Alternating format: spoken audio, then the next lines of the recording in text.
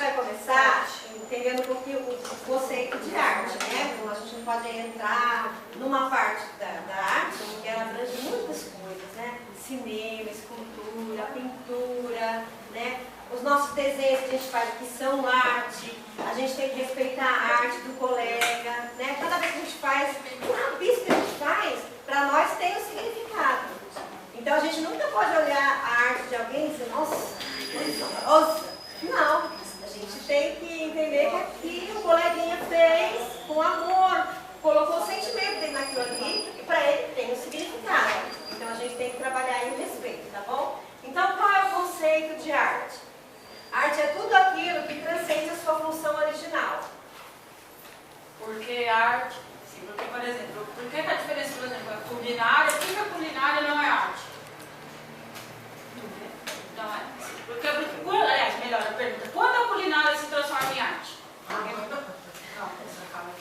eu fiz uma pergunta assim. A comida direito. Vai ficar uma Relaxa o coração. Deixa eu falar do Não falo mais. Eu acho que a culinária se transforma em arte quando ela deixa de ter a função apenas de alimento. E aí tem a função de decoração, de enfeite, de atrativo. A função original dela é para você se alimentar, você comer. A partir do momento que ela transcende, que ela muda a sua função original, que está escrito, ela se transforma em arte. Apareceu nos primórdios da humanidade. Porque A arte é necessária para decorar o mundo, para ajudar o dia a dia, para que se expressem ideias, desejos e os sentimentos do dia a dia. apareceu nos primórdios, desde o homem das cavernas, eles já pintavam, eu não consegui foto dos desenhos.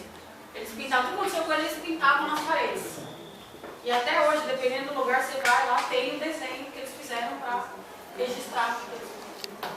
Então, a nossa aula de hoje vai ser sobre o teatro, que é uma parte da arte, tá bom? Então, qual é a origem do teatro? Onde surgiu o teatro, né? O teatro surgiu na Grécia. Então, nas primeiras sociedades primitivas, tinha, a princípio, uma origem ritualista, né? Porque eles acreditavam que era para espantar maus espíritos, né? Toda essa função de rito mesmo. Então começou com o culto ao deus Dionísio, lá da Grécia tinham vários deuses, né? Deus do vinho, deus do amor, e o deus do teatro era o deus Dionísio. No caso dos latinos eram quatro, né? O primeiro ator foi Téspis, ele é considerado o primeiro ator que, quando num desses cultos por Deus Dionísio, ele colocou, eles pisavam a uva, né? Tinha a dança da pisada da uva. E num dia lá ele pegou aquela borra da uva, passou na cara e falou, eu sou o Dionísio, todo mundo, ó. Aí ficou, e ele encarnou como se fosse o Deus, ele continuou, e todo mundo, ó, ele é Dionísio, virou Dionísio. Aí acabou lá o ritual, ele foi embora, ele falou pra ele, normal. Aí um dia falaram assim, não, mas teve de novo a dança nova, você pode fazer Dionísio de novo? E ele ficou aqui, encarnou e ficou, encarnou Dionísio desde esse dia. Então, elas compreendiam as representações de tragédias e comédias. Quais eram os gêneros teatrais daquela época? Era a tragédia, a comédia e o drama. Alguns escritores nessa época participavam das encenações no teatro grego. Porque, na verdade, tem todo um conceito por trás que eu não tenho que explicar, que realmente é muito amplo. Mas antigamente existia um ator no teatro grego, era um ator que representava e tinha um coro que respondia. E aí, a partir dos escritores, eles mesmos eram esse ator. Aí depois de um tempo, eles começaram a inserir um segundo ator, começou a ter o diálogo. E o coro continuou. Ele usava máscaras, né? Para representar cada papel, ele utilizava máscaras, né? Para cada personagem ele tinha uma máscara de acordo. Aqui é uma foto do Dionísio, como ele pintava, e ali é uma escultura dele. Cada um via ele de um jeito.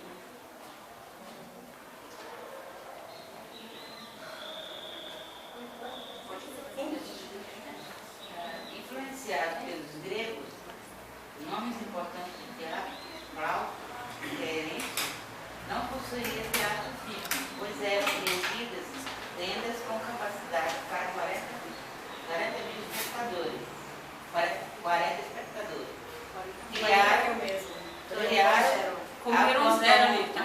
Criaram a pantomima, um só ator representava todos os papéis através das máscaras. Os romanos, eles copiaram o que os gregos fizeram.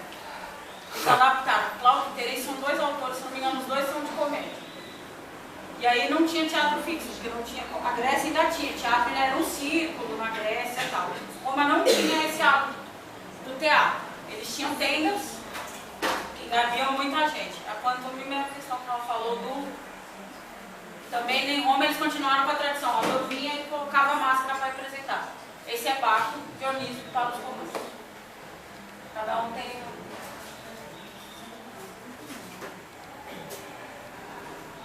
O renascimento do teatro, ele se deu através da igreja na era medieval, porque a igreja ela condenava o teatro, ela falava que era coisa do demônio, coisa do diabo. E aí, mas até hoje se copiar é assim. E a partir da representação da vida de Cristo, eles viram que o teatro poderia ensinar. A representação da vida de Cristo eles liberaram. E aí ainda nessa época, o teatro ainda era representado exclusivamente por homens. Os papéis femininos ainda, mesmo os papéis femininos eram feitos por homens. E na Espanha, todos os atores, né, nessa época na Espanha, os atores trabalhavam por conta própria. E eles eram empresariados pelos autores, no caso específicos de comédia nesse caso. E os festivais religiosos com a repressão da vida de Cristo eram realizados anualmente. O meu PowerPoint está brincando com ele. E aí, alguém pode ler? No início da Idade Média, a Igreja Católica batinou as performances teatrais como forma de controlar os excessos do teatro romano.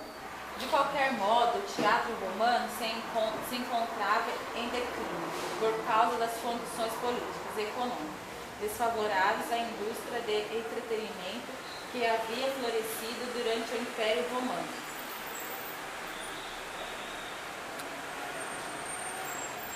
Então, na Itália, o teatro renascentista rompeu com as tradições do teatro medieval. E agora esses nomes aí. A comédia dell'arte, esse gênero teatral já se influenciou por outros gêneros teatrais. O que é a comédia dell'arte? Tem tipos específicos da comédia lá. E assim, tem o Pantaleão, tem a Pierrot, a Colombina tipos que ainda hoje são usados no carnaval. E eles não tinham texto fixo. Eles improvisavam em cima da ideia que eles tinham. E aí nessa época que as mulheres passaram a poder atuar no teatro, e aí a partir também disso que teve uma maior, que antigamente não tinha existido cenário, como a gente conhece hoje em dia. A partir dessa época eles começaram a improvisar, colocar cenários nas peças. E nessa época, voltando, para separar no papel, para a pessoa saber quem era homem e quem era mulher, eram os jovens que interpretavam as mulheres. Os homens eram homens e os jovens eram as mulheres. Esses são alguns exemplos de máscaras, né, que eles usavam na época da comédia dell'arte. Inglaterra e França. Século XVII foram nesses países que as mulheres passaram a fazer parte, em definitivo, das companhias de teatro. Na Inglaterra, os papéis femininos eram antes representados por jovens atores aprendizes. Como é Teresa do Parque, conhecida depois como La Championess. Lá o que, Juliana? Championess. Eu não sei falar francês, isso aí não é pra mim. Obrigada. Foi a atriz que primeiro interpretou o papel principal de Frida, da obra de Racine, tornando-se então uma das principais atrizes da chamada comédia française. É isso aí, né? Fica aqui, na verdade, já começou lá atrás. E esse é Shakespeare, o principal autor contemporâneo nasceu na Inglaterra. Teatro no Brasil. Origem do teatro, catequização dos índios. Peças eram escritas com as intenções didáticas. Autores da época, Padre José de Anchieta e o Padre Antônio Vieira. A grande influência influência do barroco europeu no século XVIII é reflexo de acontecimento histórico, surgimento de forma como melodrama que atendia os gastos do grande público. Na verdade, é que não foi falado. No Brasil, a origem, como o Brasil foi colonizado por católicos, os jesuítas, para os índios, como eles não conseguiam que os índios entendessem pela paz, eles começaram a representar fatos do... Por favor, atende meu celular. Isso que eu não posso atender agora, obrigada. E os autores, quem escreveu as peças na época era o padre de Anchieta e o padre Antônio Vieira. A influência do barroco europeu, porque o barroco era tudo muito exagerado, tudo muito over. E a partir do século XVIII eles começaram a refletir os acontecimentos históricos. O melodrama ele fica entre a tragédia e a comédia. Ele flutua entre os dois mundos.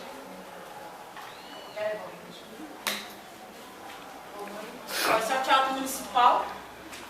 Ele tem influências barroca, renascentista, pode ver os touros para cima, as coisas bem exageradas.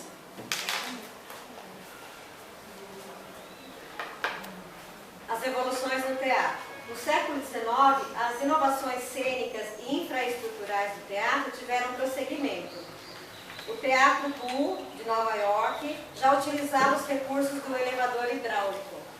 Vocês vão usar o elevador. Você tinha que subir no MOOC.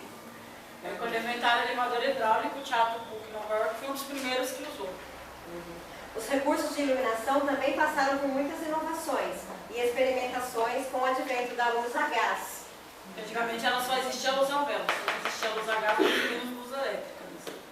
E em 1881, o Savoy Theatre de Londres foi o primeiro a utilizar a iluminação elétrica.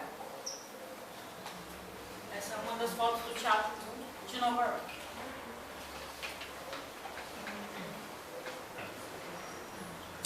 Então, aí os cenários, assim como os figurinos, procuravam reproduzir situações históricas com um realismo bastante apurado. As sessões teatrais em que outrora encenavam-se várias peças novas ou antigas foram passando a ser utilizadas apenas para a encenação de uma peça. Todas as inovações pelas quais o teatro foi passando exigiram o surgimento da figura do diretor, que trata de todos os estágios artísticos de uma produção. É o que ele fala, quer dizer, precisava de alguém para olhar o que os atores estavam fazendo. A partir disso, o diretor é importante. Passou a ter uma importância justamente porque eles tinham que olhar geral. Agora, tá bom aqui, não tá bom aqui. Vai pra luz, não vai pra luz. Porque antes, quando eles usavam as máquinas e tudo, eles não tinham um diálogo pronto, texto, então eles criavam rapidamente, de acordo com a situação que eles estavam Esse é um vivendo, exemplo né? de cenário. Do improviso. É o isso. improviso. Um cenário. Ao final do século XIX, uma série de autores passaram a assumir uma postura de criação bastante diversa de seus predecessores românticos, visando a arte como veículo de denúncia da realidade. O que ele está dizendo com isso? Ele quer dizer que antigamente era tudo muito idealizado. E aí tem autores que eles falam, o M. Ibsen e o M. Zola, eles começaram a escrever peça a partir da realidade que era vivida, para as pessoas poderem se identificar. Cada um deles, no caso, tiveram uma visão particular sobre isso. E aí, esse é o Ibsen e esse é o Emile Zola.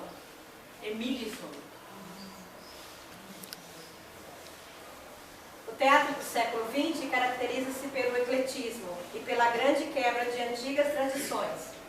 O design cênico, a direção teatral, a infraestrutura e os estilos de interpretação não se vincularam a um único padrão predominante. Entretanto, pode-se dizer que as ideias de Bertolt Brecht foram as que mais influenciaram o teatro moderno. Já tudo estava fazendo uma transformação. O Brecht, você fala também o nome dele direito, ele teve uma influência no teatro moderno, quer dizer, a partir de tudo que ele escreveu, as pessoas começaram a modificar. Inclusive, olha ele, que bonitinho. Uma graça. Lindo. Finalmente, que alguém entendeu já. E o que ele dizia? Ele dizia que o ator deve manter-se consciente do fato de estar atuando e que jamais pode emprestar a sua personalidade, o seu modo de ser, ao personagem interpretado. Mas ele não pode sair, ele tem que estar ciente daquilo que ele está fazendo, porque senão fica muito falso. E é o que acontece com a gente acaba transferindo um pouco para a televisão, né? A gente acaba transferindo o personagem para aquele ator, né?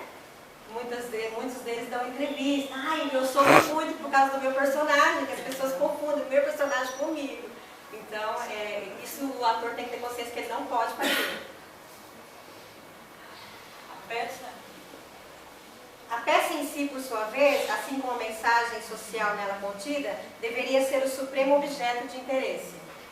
Quer dizer, as pessoas têm que interessar pelo que a peça está falando, não pelo ator que está em cena. Não que o ator não seja importante, mas quem tem mais importância ele dizer a arte.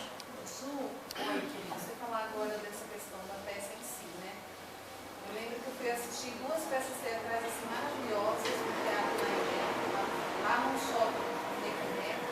Uma delas era um Fuga atrás da orelha e a outra era um caso dessa tal de Mafalda. A história em si é maravilhosa, mas quando subiu um grupo de homens lindos, maravilhosos, fazendo um musical no meio da peça, era tanta mulher gritando, eu não podia eu não podia gritar porque meu marido estava do lado. Falava, que palhaçada é essa? Porque são homens cantando, mas aí tem um trecho, né, das músicas que ele cantou, e depois meu filho estava ouvindo e cantando também. É muito lindo, gente, quando eles introduzem o musical. Então, às vezes, você vai para ver a peça, mas quando você vê os autores, o negócio Senão é capaz de reclamar. Eu já inscrevi Superstar 2 vezes, gente. Tem nossa página no Facebook. A peça é linda, mas vamos contar a cara que Jesus aparece e fala, meu Deus. Eu ia pro céu, não voltava nunca mais com esse Jesus. não é. Nem tudo isso. Não voltava nunca mais com esse Jesus. Tudo bem. A peça é legal, não é? Volta! Para tanto, os espectadores deveriam ser constantemente lembrados que estão vendo uma peça teatral e que, portanto, não identifiquem os personagens como figuras da vida real, pois, neste caso, a emoção do espectador obscuro seria seu senso crítico. Obscuro seria. Nossa Senhora! Quer dizer, cai naquilo que a Anaí falou, né? Que as pessoas confundem o personagem com o ator. É bater o cara na sua. Querem bater no cara. Esse é um dos livros mais importantes de Bernardo. Onde livro? Como é que é o nome? Antologia poética. Antologia poética. Dado o seu temor no caso dos atores mostrar-se incapazes de desempenhar os papéis com tanta imparcialidade, Brecht utilizou vários recursos que libertariam as encenações de quaisquer ilusões de realidade, que poderiam ser criadas nas mentes dos espectadores. Ele apresentava uma cena romântica assim. Ele dava um corte, ele falava não. O povo falava, que cara chato, né? Ele cortava, na hora que o negócio estava no auge. Não, aconteceu isso e se estava para a peça continuava. Ele dava esses cortes, né? Então a peça em si, por sua vez, assim como a mensagem social nela contida, deveria ser A cenografia se dirigia a muitos efeitos não realísticos, assim como as próprias atividades de mudança de palco podiam ser vistas pelo público. Eles trocavam o cenário na frente? Trocavam o cenário. Qualquer coisa, botavam os cortes. No teatro contemporâneo, tanto as tradições realistas como as não realistas conviviam simultaneamente. Então, apareceu aqui no nosso slide a figura de Shakespeare, o escritor inglês, foi isso? No meio aqui da nossa apresentação. E esse casal aqui está relacionado com esse escritor. Alguém sabe dizer quem é esse casal? Julieta é uma grande obra desse escritor. Crianças inteligentes. Isso mesmo.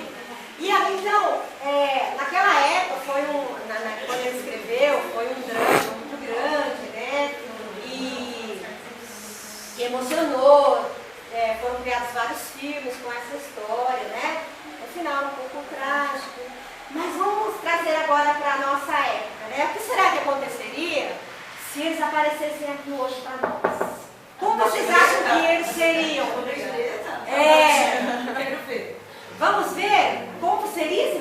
ele estivesse aqui? Assim não pode continuar. Esse valor desse cartão não dá para me comprar nada. Cadê meus vestidos longos? Meus vestidos decotados. Tem mais. Eu tô parecendo uma bruxinha. Olha a situação da minha roupa. O Romeu é terrível. Sou mesmo! Ninguém mandou você gastar mais do que devia no cartão. Eu não falei pra você economizar no limite, Julieta? Você gasta muito pouco. Pra economizar, só falei pra você. Eu fui no cabeleireiro e minha casa estava fedendo. Estava cheia de piolho, Romeu. O cara me cobrou um absurdo. O valor do cartão não dá nem um quarto. Eu tive que mandar cortar, olha. Eu já falei pra você economizar, nós estamos na época de recessão, mulher. Você me arrumou uma dessa, vai gastar no cartão de crédito. Mas não pode ser assim, Romeu. Eu tenho que ficar bem arrumadinho, bonitinho, sério. Você vai ser engraçada na piriguete. Eu não sou homem de me engraçar de piriguete? Eu não estou com você o dia todo pra ver. Ah, é assim? Você não me conhece, não? Você não. Não estou com 24 horas por dia. Ah, é assim então. Você tá achando que é assim? Festa do caqui. Tem a hora do café, Ah, é tem a assim. hora do lanche, tem a hora do almoço. Não pode ficar confiando. Você confia em mim? Precisa responder essa pergunta? Eu preciso responder essa pergunta? Eu respondi a sua. Vou fazer o quê, né? Morri por você? Matei por você? Isso aí é um problema seu. Olha assim! Não, Bertão! Eu vou resolver o meu problema. Vou cortar seu cabelo, vou cortar sua mesada, não vai fazer dinheiro!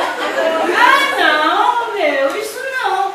Senão não vai ter nada. Sem cartão não tem nada. Então, aumenta o valor do Ai, meu. Depois de velho, eu escuto isso. Eu vou embora. Imagina, não tem idade. Vou embora, Pra depois você dessa eu aproveitar tenho a que sair. vida.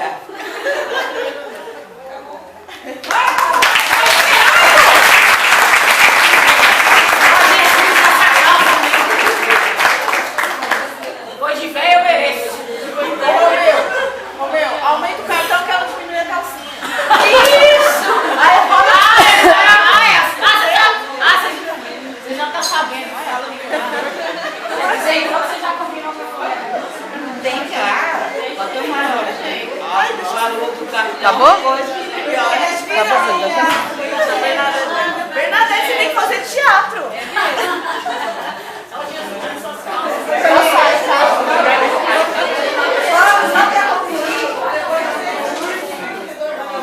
Olha, só para concluir,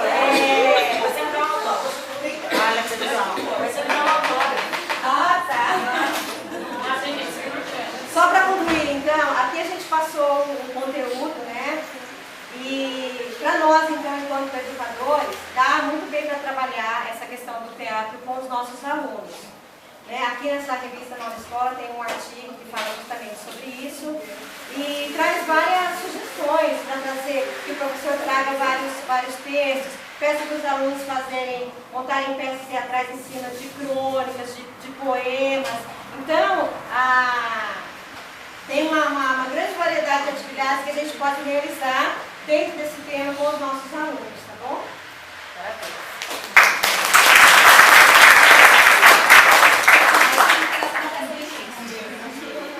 Eu queria um filme, gente. Bota o filme pra eu assistir, gente. Que filme? Não é Julieta. Você quer dormir, né? Eu mereço. Tem algum vídeo pra mostrar? Não, hoje não tem, porque não. Tanta coisa que. Procurei, não vai.